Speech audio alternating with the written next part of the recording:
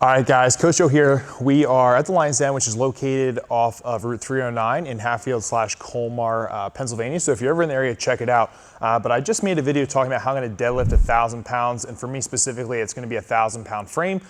With my conventional deadlift, I would love to pull 800 pounds. Now, if you've been following the channel for some time, when I got into strongman, I was very athletic as a strongman, but the main qualities that I lacked were my strength. So I really had to increase my strength, and specifically my strength in my deadlift. When I started strongman, my deadlift was under 600 pounds, and the guys I was competing against, their deadlift numbers were in the 700s. So I put a lot of time, focus, energy, and just learning a ton about the deadlift for me to get better at deadlifting in general. And right now my current PR is 745. That was about a year ago. So I'm looking to see if I can get that pull around 800 pounds within the next year. It's improved a long way, and basically what I want to do is just show you guys a simple format that you can use. It's something that I use and it's really worked for me and a lot of the clients that I deal with and program for. Now obviously this is going to be more of a template, so as you guys run it, you're going to learn a little bit more about yourself, and then you can custom tailor it to yourself and just make it even better. So one of the main things I want to cover first is the reps, the sets, and the frequency. Obviously everything is going to be periodized, so I'm a big fan of block periodization. So when it comes to the reps, typically for the deadlift, I don't like to go higher than 8 reps. You know, anything after that tends to just be a ton of cardio. They're very long sets, and I feel like we could do other exercises that would benefit us in that rep range when it comes to pulling. So for this, it's going to be primarily a strength block, and what I'm actually going to do is after this video is just put up a screenshot of the reps and sets that I would recommend. Let's just say for 12 to 8 weeks, I don't know yet, but you guys will be able to plug and play with that. But we're going to obviously go down in reps as we increase the intensity over time. So that'll all be covered. Now the frequency is something I do want to talk about right now, and I tend to pull and do some sort of deadlift 3 times per week. And the right away, people are always like, how can you deadlift that much during the week?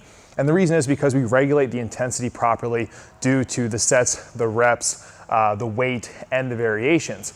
But what I have found, if you're trying to get better at something, you need to do that thing more. So for me, trying to increase my deadlift, I had to really prioritize deadlifting and get specific with the deadlift, and increasing the frequency is one of the main things that I do for myself and am also always trying to have my athletes do. So the way we're gonna break this down really simply is we just have 3 days, okay? So that's gonna be the frequency is day 1, 2, and 3. You can program this in with whatever program that you're doing.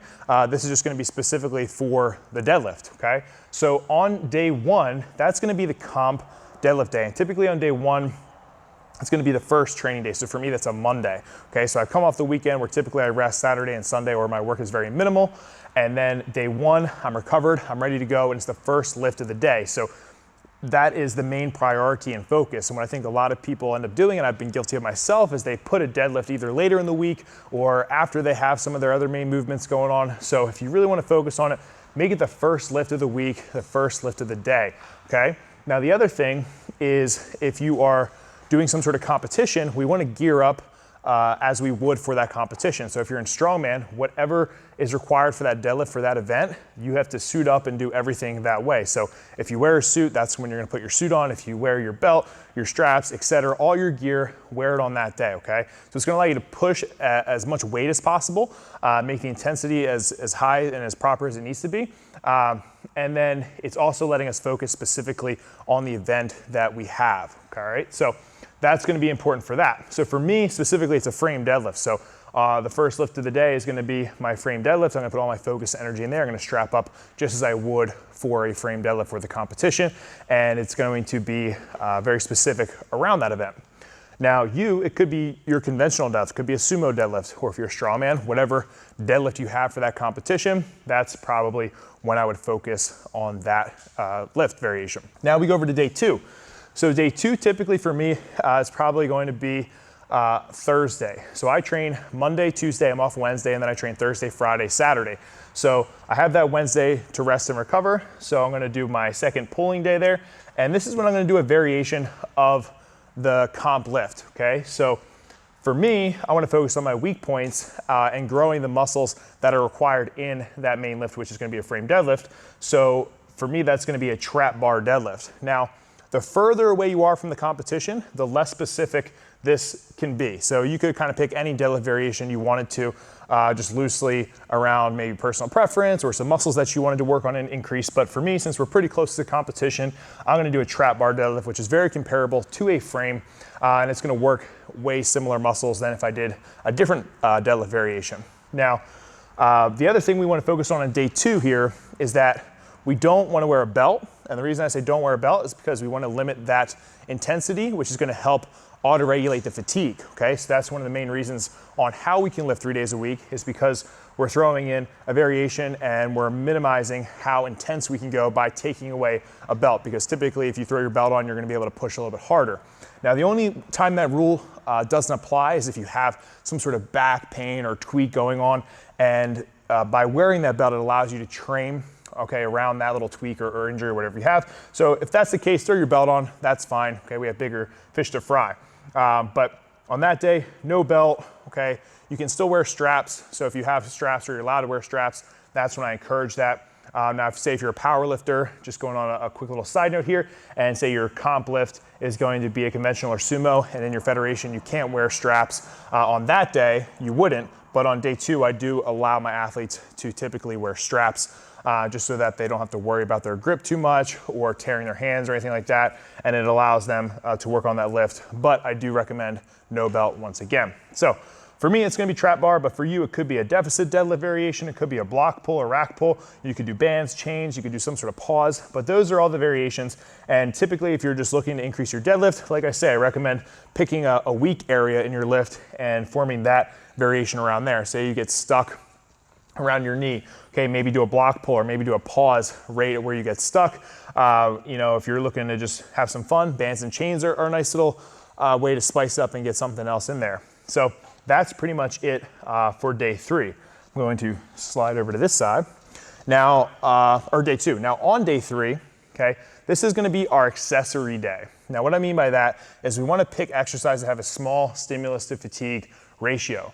All right, so that's just gonna keep helping the main principle here that we can keep our 3 times per week frequency, is just managing that fatigue. Now, what I mean by that stimulus to fatigue ratio, pretty basic, but if you don't know, deadlifts have a very large stimulus to a very large fatigue ratio. We couldn't do conventional deadlifts, you know, 3 days a week going pretty hard, because our body would just be crazy fatigued and we would just get really run down. So we wanna pick, you know, exercises that have a good stimulus and don't have as much fatigue, so we can still get the training in, the quality training, work those muscles needed to increase our deadlift and keep that frequency a little bit higher. So for me, I really like doing things like RDLs or stiff leg deadlifts. Now with these, I don't wear a belt, just like I wouldn't on day 2, and I'll wear straps. And if I'm doing an RDL or a stiff leg deadlift, typically you can't go anywhere near as heavy as you could doing any of those other lifts. So for me, it's just a nice variation to throw in there. Now, I put the person watching this, you guys could do RDL, stiff leg deadlifts, reverse hypers, back extensions, etc. So you kind of get the point. They are definitely more accessory style movements as you would think of them, like just focusing on smaller muscle groups. So more like bodybuilding exercises for the back, you know, whatever. But that's basically the rundown of the principle kind of that I follow when it comes to building, honestly, any lift that I want to. But for the deadlift, because I just put a video out about it, I thought this would be a nice follow-up video, and you guys can easily throw this into your current program. Now, I do want to say, before I wrap this up, when it comes to putting in with your current program, I always like to put either my deadlift and my bench or deadlift and my press together. I know you can do deadlifts and squats in the same day, and believe me, I do it. However, for this sake, what I would just recommend is trying it that way at first, just because you can prioritize the deadlift a lot more. And if you do squat, put the squat after the deadlift if you're trying to make the main focus your deadlift, if that makes sense. Hopefully I didn't lose you there. That is pretty much it. What I can do for you guys is just put some basic sets and reps on a picture that you guys can just screenshot on your computer, and then you can kind of plug and play. So typically I like to do 4-week blocks, and then throw in a low stress week wherever you want. If you guys don't know what a low stress week is, I'll just put a link up here so you can check out my video on low stress weeks. But basically it's a low stress week, so you're just going to let your body recover a little bit while still lifting. So it's a little bit different than a deload, where the deload you reduce the intensity and the volume most of the time, where a low stress week you actually have a higher intensity and then just reduce the volume. But links up here, so check that video out. But yeah, so screenshot those sets and reps. Let me know in the comment section below if you liked this video, if you thought it was helpful for you, a little bit more educational, but this is the good stuff if you're kind of a programming nerd such as myself. And as always, guys, don't overcomplicate things. It's very simple. There's really no secret to programming other than just following some general guidelines. And then you just have to see what works, what didn't work, and adjust and go from there. So check it out. Let me know in the comment section down below. Until then, guys, stay a lean, mean strength machine, and I'll catch up with you guys next time. Peace.